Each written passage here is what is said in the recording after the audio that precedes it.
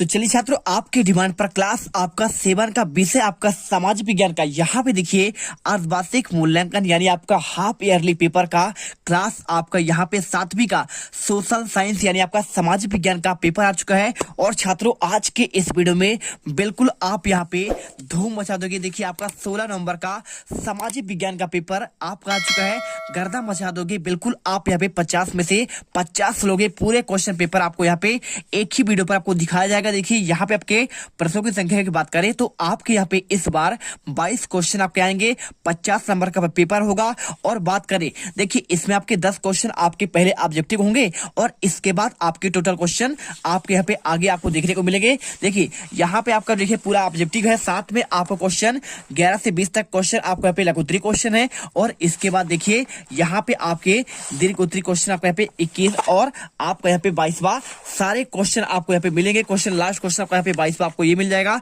तो सारे क्वेश्चन का आंसर आज के इस वीडियो में आपको मिलेगा। फटाफट वीडियो को लाइक करिए, चैनल को सब्सक्राइब कर लीजिए, जिससे आने वाले हर एक वीडियो का आपको सबसे पहले नोटिफिकेशन आपको मिलती रहे। यहाँ पे देखिए सबसे पहले बात करें तो आपको यहाँ पे ऐसा वर्कशीट मिलेगा और वर्कशीट में आपको समय आपको 3 घंटा आपको टाइम आपको दिया जा रहा है। टाइम टेबल आपका आ चुका है ना।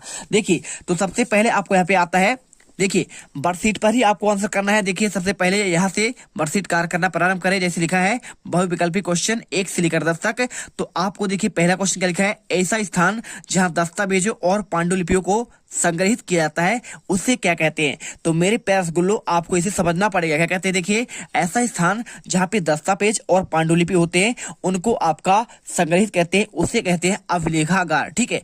और विद्यालय क्या होता है, आपका विद्यालय होता है पढ़ने का स्थान। शिलालेख क्या होता है, शिलाओं पर लिखना आपका शिलालेख कहलाता है। और कोषालय कहलाता है जहां पे आपका धन इकट्ठा रखा जाता है सरकार का। ठीक है। चलिए इसके बाद बात करें सेकंड क्वेश्चन। तो सेकंड क्वेश्चन आपको यहाँ पे लिखा गया है। देखिए यहाँ पे आपको समझना पड़ेगा हर एक क्वेश्चन को। ठीक है। देखिए क्वेश्चन लिखा है, किस सुल्तान द्वारा सैनिकों को नगद वेतन दिए जाने की व्यवस्था आपका किया गया था। तो अगर इसके आंसर की बात करें, गैसुद्दीन क्या बलबन होगा, या फिर आपका अलाउद्दीन खिलजी होगा, या फिर आपका यहाँ पे इल्तुतमिश होगा, या फिर आपका बहलोल लोदी। देखिए तो नगद वेतन आपका देना स्टार्ट कौन किया था, आपका इसने अलाउद्दीन खिलजी ने बाजार व्यवस्था स्टार्ट की थी। ठीक है। बाजार उनके लिए खोलता था, साथ में आपको इसी के लिए आपको नगद वेतन भी देने का आपका यहाँ पे ऐलान किया था। राइट आंसर आपको यहाँ पे बी पर लगाना है। और इसके बाद देखिए क्वेश्चन, इसे पूरा करने के बाद आपका आता है यहाँ पे तीसरा क्वेश्चन। ठीक है। तो तीसरा क्वेश्चन दिया गया यहाँ पे, राजराजेश्वर मंदिर का निर्माण किस वंश के शासक द्वारा कराया गया था।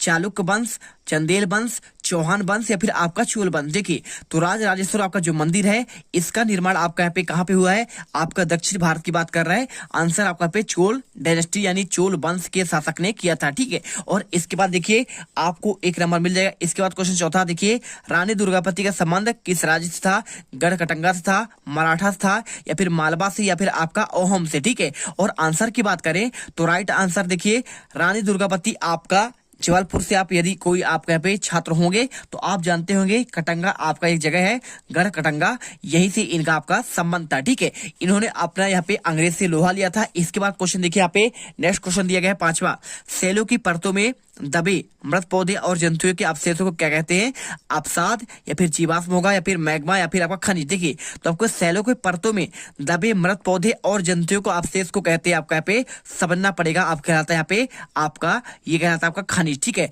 राइट आंसर आपको यहाँ पे खनिज करना है। आपका जीवाश्म यानी होता है, जीवाश्म क्या होता है, यहाँ पे आपका बहुत सारा आपका पुरान आपका जो दबा हुआ होता है। ठीक है। इसके बाद देखिए क्वेश्चन नंबर 6, काई और लाइकेन वनस्पति किस क्षेत्र में पाई जाती है। तो क्या आपका रेगिस्तान पर जाता है, आपका देखिए रेगिस्तान में तो आपका होगा नहीं। काई लाइकेन ये आपके पानी में होते हैं, और उष्णकटिबंधीय क्षेत्र आपका ये भी नहीं होगा, और भूमध्य सागरी आपका ये भी नहीं होगा।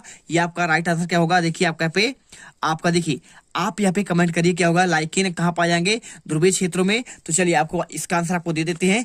आपका राइट आंसर यहाँ पे आपको सी नंबर होगा। देखिए ध्रुवीय पदार्थों में क्या होता है, यहाँ पे आपका लाइकेन और काई आपके पाए जाते हैं। और इसके बाद देखिए क्वेश्चन आपका 7वां, गंगा नदी की सहायक नदी आपका कौन सी नहीं है। देखिए गंगा आपका जो नदी है ना, तो हमारे देश की सबसे आपका बड़ी नदी, आपको जो देश में बहने वाली बात की जाए सबसे बड़ी नदी तो आपका ब्रह्मपुत्र होगा। लेकिन ब्रह्मपुत्र आपका यहाँ पे चीन में भी बहता है और आपका बांग्लादेश में। और गंगा नदी आपके मात्र आपके भारत देश में बहता है। 2525 किलोमीटर इसकी आपकी लंबाई है। तो यहाँ पे देखिए आपका यहाँ पे इसकी सहायक नदी आपका सोन होती है कि सोन जाके गंगा में मिलती है। चंबल भी आपका यहाँ पे गंगा नदी भी आपका मिलता है। साथ में आपका देखिए ताप्ती, देखिए घाघरा भी मिलता है ना। घाघरा सोन नदी आपका जो मध्य प्रदेश के अमरकंटक से निकलती है, और चंबल आपका यहाँ पे कहाँ से निकलती है, जानापाव पहाड़ी से निकलती है, इंदौर के महू से।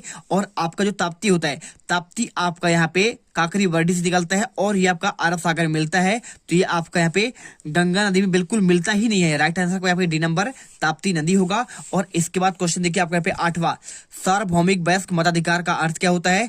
तो इसका अर्थ होता है सभी वयस्क नागरिक को वोट देने का अधिकार, सभी वयस्क नागरिक को आपको शिक्षा का अधिकार। देखिए शिक्षा का अधिकार आपका होता नहीं है, ना तो आपका यहाँ पे नागरिकों को आवास का अधिकार आपका ये भी नहीं होता है, और आपका ना तो आपका यहाँ पे स्वतंत्रता का अधिकार आपका ये भी नहीं होता। राइट आंसर आपका हो जाएगा पहला, वोट देने का अधिकार यही होता है आपका सार्वभौमिक वयस्क मताधिकार। चलिए इसके बाद क्वेश्चन देखिए 9वां, विधायक का चुनाव किसके द्वारा होता है, जनता के द्वारा, पंचों के द्वारा, या फिर सरपंचों के द्वारा, या फिर आपका पार्षदों के द्वारा। तो आप जानते हैं विधायक चुनता है, आपका जो एमएलए होता है वो चुनते हैं, आपका भी जनता चुनती है। ठीक है, चलिए इसके बाद क्वेश्चन आपका यहाँ पे हो चुका। अब अगला क्वेश्चन यहाँ पे आता है, देखिए क्वेश्चन नंबर आपका यहाँ पे 10वां। ठीक है, तो आपका 10वां क्वेश्चन यहाँ पे लिखा गया है, इलेक्ट्रॉनिक मीडिया का अंतर्गत कौन आता है, टेलीविजन आता है, अखबार आता है, पत्र या फिर आपका पत्रिका है। ठीक है, तो 1 नंबर क्वेश्चन है। तो आपका यहाँ पे राइट आंसर देखिए इलेक्ट्रॉनिक मीडिया के अंतर्गत आपका यहाँ पे टेलीविजन आएगा, और बाकी ये तो आपके पत्रिकाएं कहलाती है। ठीक है, आपके छपने वाली चीजें।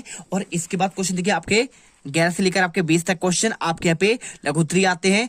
इसके आपको 3 अंक मिलेंगे। पहला क्वेश्चन देखिए 11वां, पांडुलिपियों के उपयोग में इतिहासकारों के सामने कौन कौन सी समस्याएं आई। 3 नंबर क्वेश्चन, तो आंसर करिए बहुत ही सिंपल तरीके से। देखिए पांडुलिपि का मतलब होता है, इससे आपका एक पद्धति होता है जिसे आपका पढ़ा जाता है। ठीक है, चलिए तो पांडुलिपि इतिहास के अनेक स्रोतों में से एक है। इनका उपयोग में इतिहासकारों के सामने निम्न समस्या आई। पहला देखिए पांडुलिपि की लिखावट में समझाने की आपका समझने की दिक्कत आई। बिल्कुल देखिए पांडुलिपि देखिए हर एक शासनकाल में आपका यहाँ पे बदल जाता है। ठीक है, हड़प्पा कालीन हो गया, और इसके साथ आपका जो भी आपका सभ्यता होता है यहाँ पे अगले सप्ताह अंत तक बदल जाता है। और दूसरा, पांडुलिपियों की मूल प्रति के में लेखक के बदलाव करते रहते हैं, इसलिए भी इन्हें समझने में आपका समस्या आता है ना। आपको लिख देना है। इसके बाद देखिए क्वेश्चन आपका यहाँ पे आता है क्वेश्चन 12वां, राजाओं द्वारा एकत्रित संसाधनों का क्या उपयोग किया जाता है। तो देखिए आपके जो राजा थे उनके आपके जो संसाधन थे उनका क्या उपयोग था। आंसर लिखना है, राजाओं द्वारा एकत्रित संसाधनों का उपयोग प्रजा की आपका देखभाल, मंदिरों, दुर्गों तथा अन्य अभियान के संचालन में प्रयोग किया जाता था। ठीक है, तो राजाएं जो क्या करते, कोई राज आपका जीत गए तो उनसे बहुत सारा उनको सोना चांदी मिलता है ना। तो उन्हें मिला तो क्या करेंगे, उसका उपयोग कैसे करते हैं, तो प्रजा की भलाई करने के लिए कुछ कार्य करते हैं।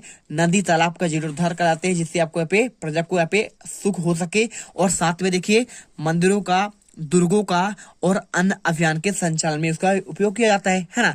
युद्ध करने के लिए आपको सैन्य अभियान को चलाने के लिए भी आपको यहाँ पे पैसा खर्च करना पड़ता है। और इसके बाद देखिए क्वेश्चन आपका यहाँ पे 13वां क्वेश्चन, मनसबदार से क्या अर्थ है। आपको लिखना है 3 नंबर क्वेश्चन।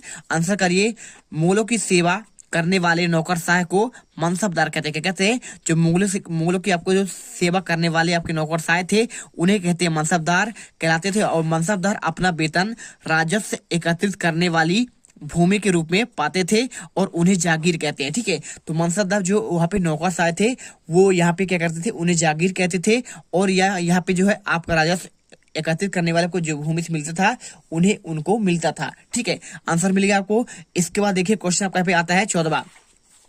तो 14वां क्वेश्चन देखिए यहाँ पे लिखा है, सिखों द्वारा स्थापित राखी व्यवस्था किससे संबंधित थी। देखिए तो बात कर रहा है राखी व्यवस्था की बात कर रहा है। 3 नंबर क्वेश्चन, आंसर करना है, सिखों द्वारा स्थापित राखी व्यवस्था को जो था यहाँ पे राज व्यवस्था से आपका संबंधित था। ठीक है, आपको आंसर बहुत ही सिंपल है, अच्छे से याद कर लीजिएगा। इसके बाद देखिए क्वेश्चन हमने आपको यहाँ पे क्वेश्चन 11 का आंसर दे दिया, इसके साथ आपको हमने 12 का भी दे दिया, 13 का और 14 का। ठीक है, और आपको देखिए क्वेश्चन नंबर आपको यहाँ पे कहां से, आपका 15, 16, 17, 18, 19वां। ठीक है, इसके बाद आपके आगे क्वेश्चन हम आपको यहाँ पे नेक्स्ट वीडियो पर देंगे पार्ट 2 के रूप में, क्योंकि वीडियो देखिए बहुत लंबा हो जाता है।